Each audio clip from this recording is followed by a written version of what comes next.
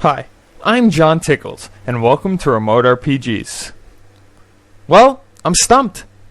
Honestly, I knew being a video game reviewer was hard. I mean, coming up with crappy jokes takes a lot out of you. But problems come with the actual reviewing part. Particularly when you don't even really know if you like or hate a game. Even after playing it on and off for 6 years. That game I speak of is Lost Magic. And why do I have 2 copies? Because I picked up the first one for $5 and the second one for $1. That's a great sign, right? When the game costs the same price as a gumball? But I don't want to jump to conclusions. Let's try to discover the truth about Lost Magic for the Nintendo DS. Released in 2006 by Taito, Lost Magic can be considered an early DS RPG in the latter part of that awkward period where the DS was in its teenage stage, still trying to define itself in the grand scheme of things, figuring out what works best, and not being friends with Courtney anymore because she's a total slut. Accordingly, Lost Magic shows off its strong capabilities in the touchscreen gameplay, making the core gameplay really strong, but the game has a lot of other major issues that really hold it back from being more than a passable title. Let's get into the story. Isaac, or as I like to call him, Haley Joe Osmond. Just me? Oh well. Isaac is a young mage studying magic from an old mage in a forest. In this magical world, Isaac's father is the leader of the Sages, a powerful group of magicians that promote peace, but he and the other sages were disbanded and defeated by the corrupted Empress of Evil, the Diva of Twilight. Which is a really stupid sounding name when I stop to read this out loud. Anyway, Isaac lost his father and his mother, but not without his father leaving Isaac another present aside from child abandonment, the Wand of Light. This incredibly powerful and crucial artifact is left with an unprepared, unaware, prepubescent boy. RPG logic at its finest. Anyway, it's not long before Isaac's destiny soon catches up with him, as he has to travel across the world, assisting all the sages and recovering the lost magic in order to fulfill his destiny as the Sage of Light and the savior of the world. Of course, he does not roam alone. He gets a girl that just tags along and adds pretty much nothing to the story. In fact, the only time she appears in fights is when you have to save her sorry ass or beat it. It's obligatory heroine Trista! Though it is pretty funny how Isaac meets her. She falls out of the sky. I wish it was that easy in real life. Layton's apprentice saves the day! I'm a genius!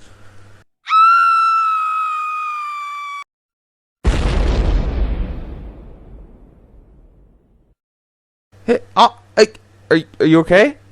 Oh, shit. I think she's in a coma.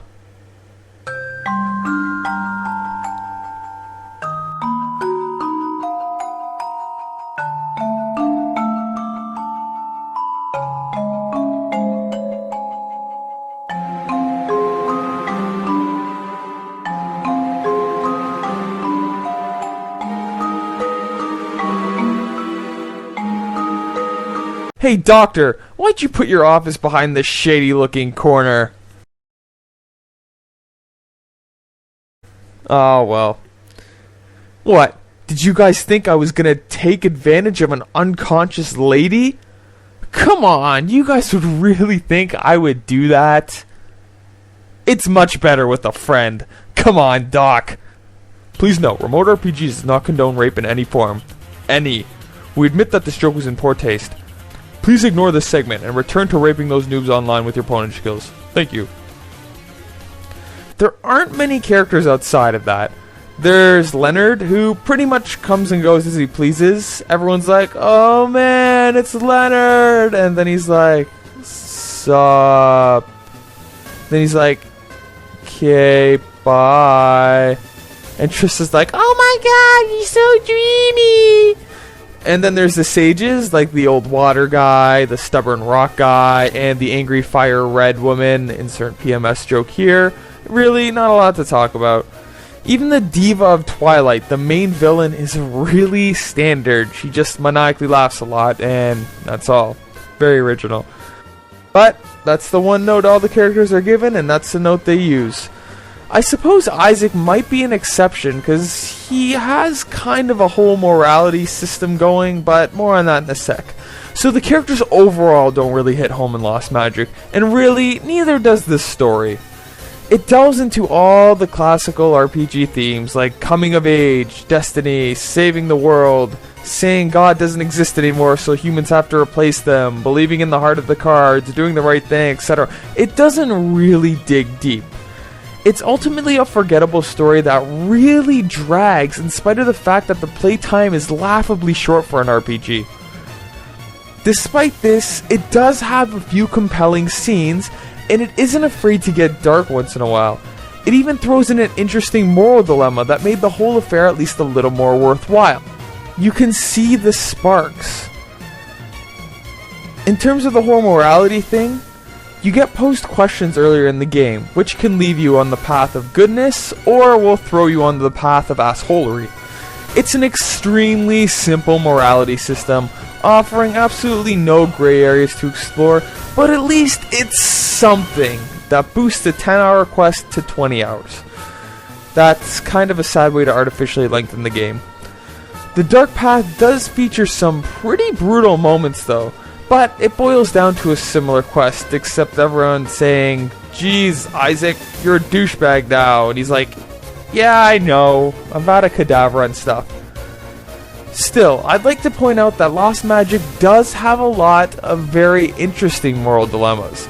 It at least tries, the effort's clearly there, especially one choice you make in the middle of the game. I can't spoil which, but very interesting. So, the story of Lost Magic is nothing to write grandma about, but the gameplay does fare better.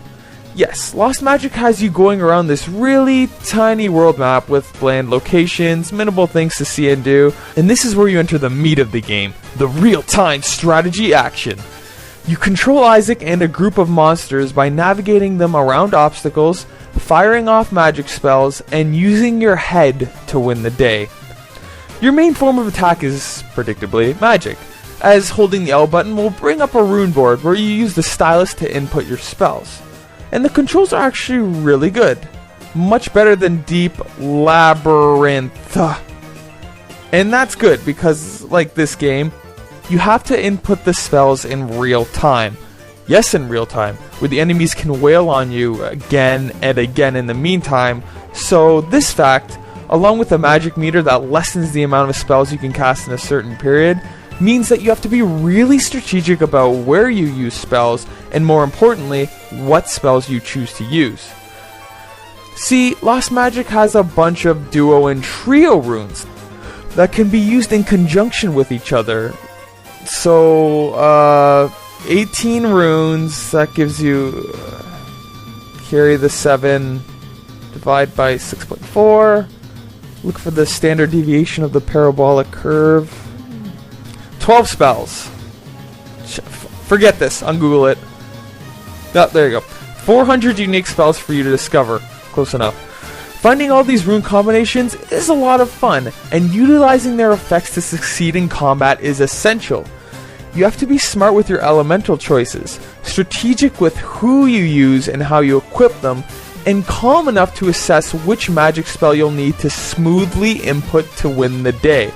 Do you do a quick spell that's easy to draw, or a more powerful spell that requires a lot more time and risk? You have to be smart with your elemental choices. There's no way around it other than hard work and actual skill. You're rewarded for experimenting with the spell combinations and tactics, and even just putting in the runes neatly can give you some extra power. It's a nice little touch. Another cool thing about the battles is that there's no one set way to win. Should you let your monsters do the work and heal in the background? Use a magic spell to quickly flank the enemies? Ranged magic that limits your effectiveness, or close range magic that puts the all-important Isaac in harm's way? Spam spells hoping the thing dies? It's really all up to you. The most important thing really is how you're working in conjunction with your monsters, who are your teammates that you can capture like Pokemon across the game. There's a ridiculous variety of monsters and spells, and this is where the effort clearly went with Lost Magic. And there's nothing particularly wrong with that. On the surface, it seems like a really fun battle system with good controls, and it could save the lackluster story and pretty much anything else. But there are issues. Of course, there are issues. First of all, let's start with some small problems. The game lags a lot in some areas where the screen gets too crowded. Another point is that if Isaac dies, then your game is over no matter how many teammates you have left. Which is bullshit considering how easily Isaac can die because his health is very low, no matter how much you level up. That's another thing, level ups don't really feel that important in this game. You can be like 10 levels above the boss and still get your butt kicked. Just navigating can be a pain in the ass. Whenever you try to move as a group, there's always giant obstacles blocking your path. And then they have these little obstacles like moving sand that make your task of micromanaging up to 10 units in real time all the more frustrating. And your team AI can be really bad. It seems like I always had my companion getting stuck on something, or even worse, running off alone to fight a group of enemies like an idiot. Zero Dragons!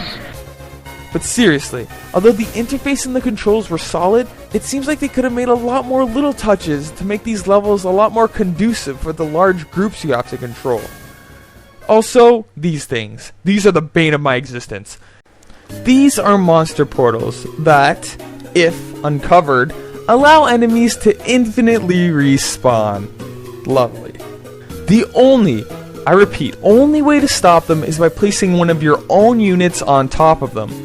First of all, that's already annoying enough, having to sacrifice a teammate to stay behind indefinitely, but if an enemy comes over to said teammate, that idiot will ditch his post to go chase the shiny new toy, and you'll be facing infinite monsters from behind.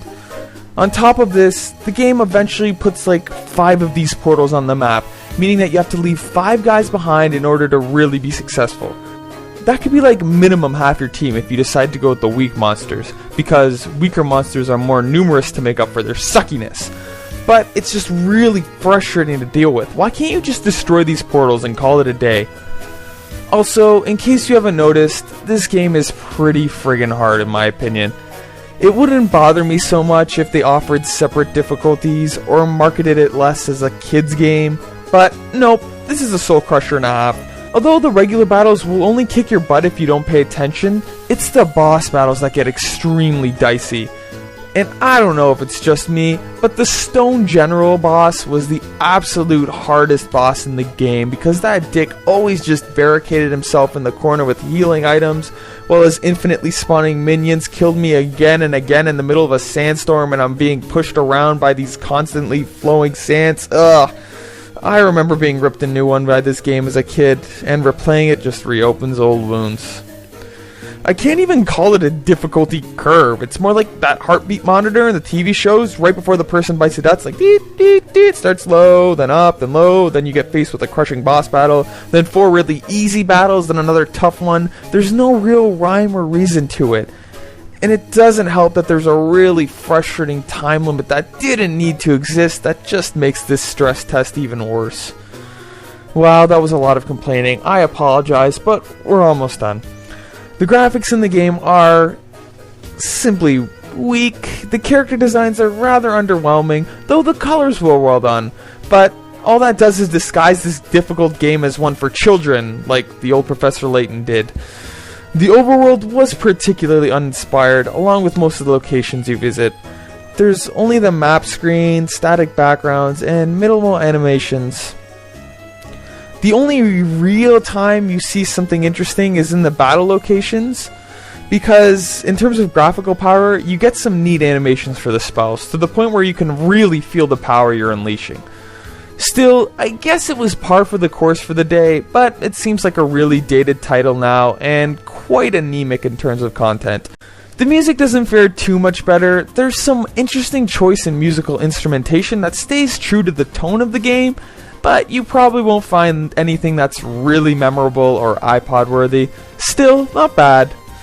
In conclusion, I really wanted to come back to Lost Magic to tell you all that it's a great underrated DS title, and that it only became better with the test of time. But overall, it fails to be worthy of that praise. The story shows some sparks, but the characters and the messages just feel bland and cliche.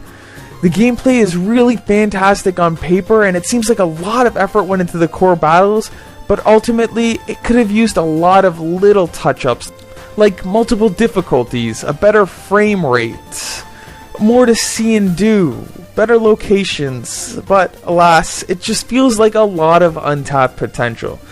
I wouldn't call it a bad game by any means, no way, but I can't really recommend it to anyone except real-time strategy enthusiasts. But at the cheap prices you can find it at, there's certainly no harm in giving it a shot. I just got frustrated with this experience a lot, and I know there are some fans out there who don't like me bad-mouthing this title, but I just have to be honest, it doesn't do much for me. Well, that strikes down another DS title, so how about a fan suggestion for our next game? Let's see. Mighty Pie 9001. You want me to review Mega Man Star Force? Well, of course I will. But it'll be a pretty straightforward review. Who doesn't love it? Okay, let's look at this review. 5.2. A 5.2 out of 10. Colin Moriarty. I look forward to our next predetermined encounter.